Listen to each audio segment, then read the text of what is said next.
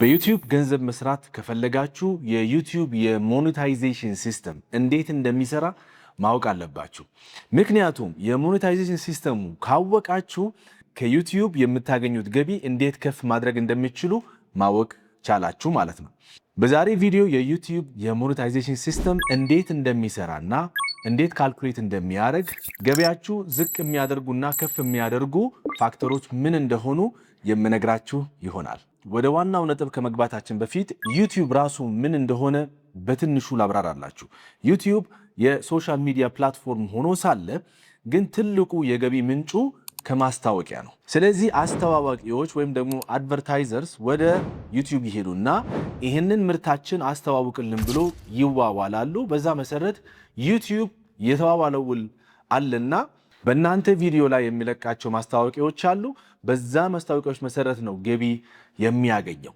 ይሄ መጀመሪያው ነጥብ ነው። ሁለተኛው ነጥብ በጣም ወሳኝ ሁለት ቃላቶች ማወቅ አለባችሁ። አንደኛው ሲፒኤም የሚባላለና ሁለተኛው አርፒኤም።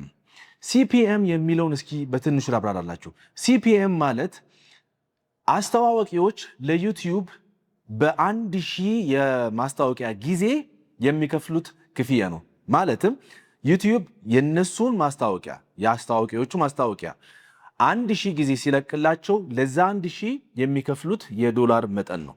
10 ሊሆን ይችላል፣ 20 ሊሆን ይችላል፣ እንደ ፍላጎታቸው ሊከፍሉ ይችላሉ። ሁለተኛው ደግሞ አርፒኤም ይባላል። አርፒኤም ማለት አስተዋዋቂዎቹ ከፍለዋል አይደለ? አስተዋዋቂዎቹ ከከፈሉት መጠን ወይም የከፈሉት የዶላር መጠን ዩቲዩብ ከሌላው የፔመንት አይነቶች ደግሞ አሉ። እንደዚህ እንደ ሰብስክሪፕሽን እንደ ሜምበርሺፕ የሚባሉት አንዳንድ ነገሮች አሉ። ቻት የሚባሉ ነገሮች አሉ። እነሱ ብዙ ጊዜ ትኩረት አናደርግም እዛ ላይ፣ ግን አብዛኛው በቪውስ ደረጃ ስለሆነ ማለት ነው። ትኩረት የሚያደርገው ምንድን ነው? 45% ዩቲዩብ ይወስድና ከተከፈለው ክፍያ ከዛን የቀረውን 55% ለዩቲዩበሮቹ ይሰጣል ማለት ነው። ስለዚህ በእናንተ ቪዲዮ የምታገኙት አስተዋዋቂዎቹ የከፈሉትን ክፍያ አለ። የዛን ክፍያ 55%ቱ ለእናንተ ይከፈላል ማለት ነው። አሁን ከዚህ በኋላ የዩቲዩብ ሞኔታይዜሽን ሲስተም እንዴት እንደሚሰራና የገቢያችሁ ከፍና ዝቅ የማድረግ ኤሌመንቶች ወይም ፋክተሮች ምንድናቸው የሚለውን እነሱን የማካፍላችሁ ይሆናል። የመጀመሪያው ፋክተር ጂኦግራፊ ወይም ደግሞ ሎኬሽን አሊያም ደግሞ ቦታ ማለት ነው። ቦታ በጣም ወሳኝ ነገር ነው ለሞኔታይዜሽናችሁ ማለት ነው። ታዲያ ቦታ ስላችሁ እናንተ የምትቀርጹበት ቦታ አይደለም፣ ወይ የምትቀርጹበት ሀገር ሳይሆን ቪዲዮቻችሁ ተመልካቾቻችሁንና ቪዲዮቻችሁን ሲገናኙ ማለትም ቪዲዮቻችሁ እዚህ ተሰሩ ኢትዮጵያ ውስጥ ተሰሩ ብለን እናስብ። ተመልካቾቻችሁ ግን ወደ ውጭ ሀገር ሌላ ሀገር ካሉ ያን ፋክተር አለው። ለምን መሰላችሁ? በእያንዳንዱ ሎኬሽን ይለያል። ክፍያውን በዛው ልክ ይከፍ ይላል ወይም ደግሞ ዝቅ ይላል። በትንሹ ላስረዳችሁ። በሶስት ካታጎሪዎች ከፈልኩላችሁ። ዝቅተኛ፣ መካከለኛና ከፍተኛ ተከፋይ ሀገሮችን ላስረዳችሁ። የመጀመሪያው ከታችን ጀምርና እንደ ፓኪስታን፣ እንደ ኢንዲያ፣ እንደ አፍሪካ ውስጥ አብዛኛው ሀገሮች እንደዛ ነውና ላቲን አሜሪካ በዛ ሀገሮች ውስጥ ለምንድን ነው ክፍያው ትንሽ የሆነው የምትሉኝ ከሆነ የመግዛት አቅማቸው የሰዎች የመግዛት አቅማቸው ዝቅተኛ ስለሆነ ነው። ለዛ ነው ዩቲዩብ እዛ ማስታወቂያዎችን አይለቅምና፣ ምክንያቱም ሰው አይገዛም ብሎ ስለሚያስብ ወይም ደግሞ የመግዛት አቅም ስለሌለው እዛ ሀገሮች ላይ ወይም እነዚህ ሀገሮች ላይ ማስታወቂያ ብዙ ጊዜ አይለቅም። ይለቃል፣ ግን መጠኑ ዝቅ ያለ ነው የሚሆነው ማለት ነው። ይሄ አንደኛው ካታጎሪ ነው። ሁለተኛው ካታጎሪ የመካከለኛ ገቢ የምታገኙበት ወይም ተከፋይ የምትሆኑባቸው ሀገሮች ናቸው። አንደኛው ዩኤኢ፣ ሳውዲ አረቢያ፣ ከዩሮፕ የተወሰነ ፓርቶች ደግሞ አሉ። ከዛ በኋላ ሳውዝ ኮሪያ እና ጃፓን። እነዚህ ሀገሮች መካከለኛ ገቢ ወይም መካከለኛ የክፍያ አይነቶች የምታገኙባቸው ሀገሮች ናቸው። ስለዚህ ቪዲዮቻችሁ እዛ አካባቢ የሚታዩ ከሆነ የክፍያ መጠኑ ከዝቅተኛ ወደ መካከለኛ ከፍ ይላል። ከፍ የሚባሉት ደግሞ ወይም ከፍተኛ ደረጃ ከፍተኛ የአድቨርታይዘሮች ወይም ደግሞ አስተዋዋቂዎች የሚከፍሉባቸው ሀገሮች አንደኛው አሜሪካ፣ የዩኬ እና ወይም ብሪትን፣ ከዛን ካናዳ፣ አውስትሬሊያ፣ ጀርመኒ እና ስዊዘርላንድ። እነዚህን ሀገሮች ደግሞ በደንብ ማስታወቂያ የሚለቀቅባቸው ሀገሮች ናቸው። አሁንም ለምን ካላችሁ እነዛ ሀገር ሰዎች የመግዛት አቅም ስላላቸው ነው። ለዛ ነው እዛ ማስታወቂያ ሲለቀቅ የትላልቅ ድርጅቶች ማስታወቂያዎች ነው እዛ የሚለቀቀው። ጂኦግራፊክስ ላይ ትኩረት አድርገናል። ስለዚህ እናንተ ቪዲዮዎቻችሁ እንዴት እነዛ ሀገሮች ላይ እንዲታዩ ማድረግ እንዳለባችሁ እነግራችኋለሁ። በመጨረሻው ፓርት ላይ በጣም ወሳኝ ፓርት ስላለ እሱን እንዴት ማድረግ እንዳለባችሁ አስረዳችኋለሁ። ሁለተኛው ፋክተር ወይም ደግሞ ሁለተኛው ምክንያት የሞኔታይዜሽን ፋክተር ማለት ነው የኮንተንት ኒሽ ይባላል፣ ወይም ደግሞ የምታቀርቡት የኮንተንት አይነት ማለት ነው። ይዘቱ ምን እንደሆነ በይዘትም ገቢያችሁም ዝቅና ከፍ ሊል ይችላል። ካልኩሌትም ሲደረግ በዛው መሰረት ከፍና ዝቅ ይላል ማለት ነው። ዩቲዩብ ማስታወቂያ የሚለቅባቸው ኒሾች አሉ። ማስታወቂያ ይለቅባቸዋል፣ ግን በትንሹ የሚለቅባቸው ኒሾች አሉ።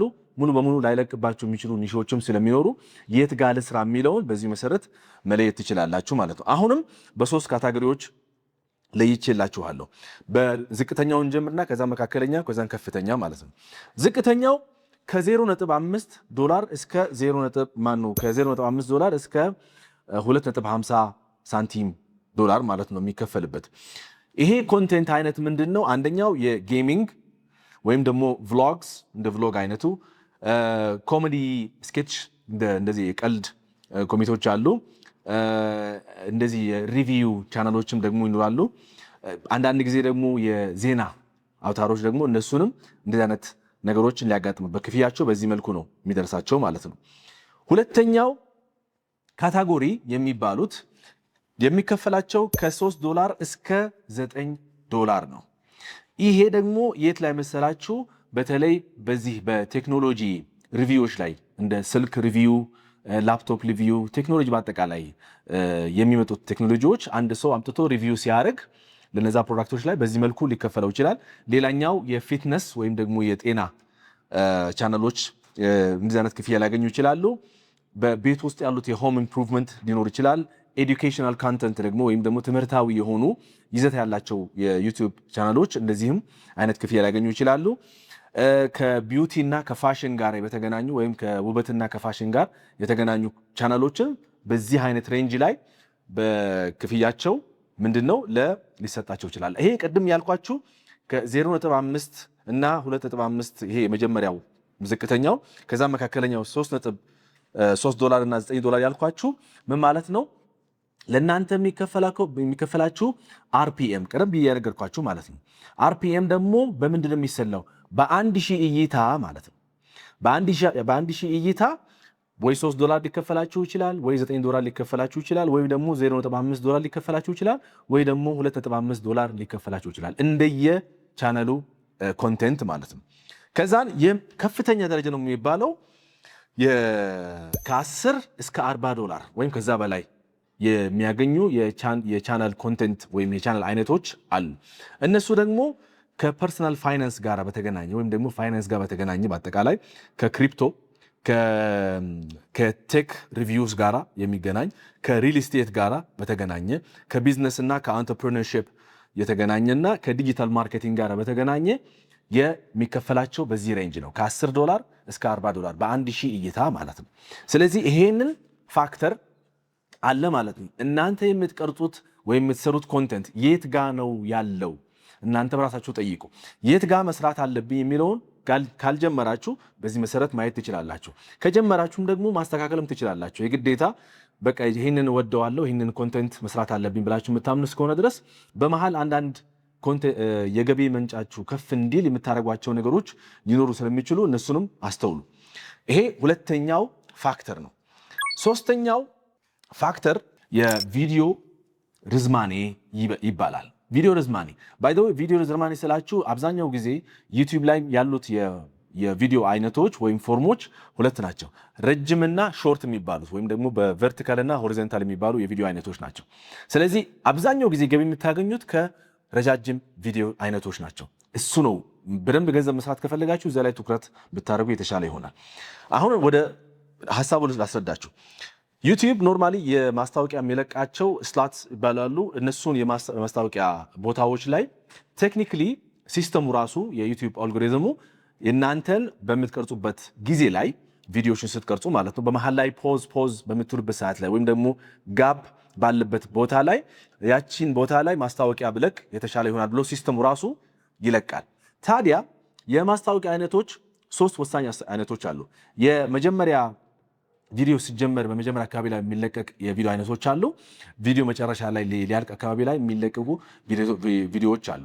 እነሱን እስከ ከ5 እስከ 7 ነጥብ ምናምን ደቂቃ ላይ የሚሰሩ ከሆነ እነዚህም ብቻ 2 የማስታወቂያ አይነቶች ላይ ሊለቀቁ ይችላሉ በቪዲዮዎቻችሁ ማለት ነው። እነሱን ትኩረታችሁ እዛ ላይ ብቻ አይደል ማድረግ ያለባችሁ። ቪዲዮዎቻችሁ ከ8 ደቂቃ በላይ መሆን አለባችሁ።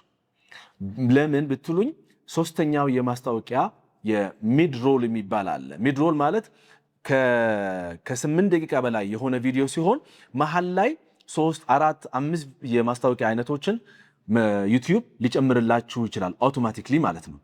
እዚህ ጋር አንድ ትሪክ ልንገራችሁ። ብዙ ሰዎች አውቶማቲክ የሚባለውን ሲስተም ይለቁትና ዩቲዩብ ራሱ ይምረጥና ከዛን ያስገባ ማስታወቂያውን ማለት ነው።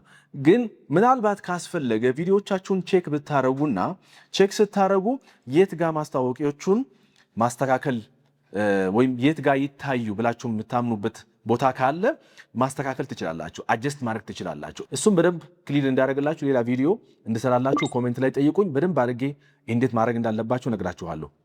ታዲያ ይህን ስታረጉ ምን ያደርግላችኋል ማለት ነው? የዩቲዩብ የጨመረው አድ አለ፣ ግን ደግሞ እናንተ አይ ተጨማሪ ማስታወቂያ ልቀቅልኝ ብላችሁ እስካመናችሁ ድረስ ራሳችሁ መጨመር ትችላላችሁ ማለት ነው። አድስ ጨመራችሁ ማለት ደግሞ ገቢያችሁ ጨመረ ማለት ነው። እሱ እንዴት ማድረግ እንዳለባችሁ ማወቅ ከፈለጋችሁ ዛልኳችሁ በኮሜንት ጻፉልኝ፣ በደንብ አብራራላችኋለሁ በሌላ ቪዲዮ ማለት ነው። አሁን ደግሞ ወደ 4ኛው ነጥብ እንግባ።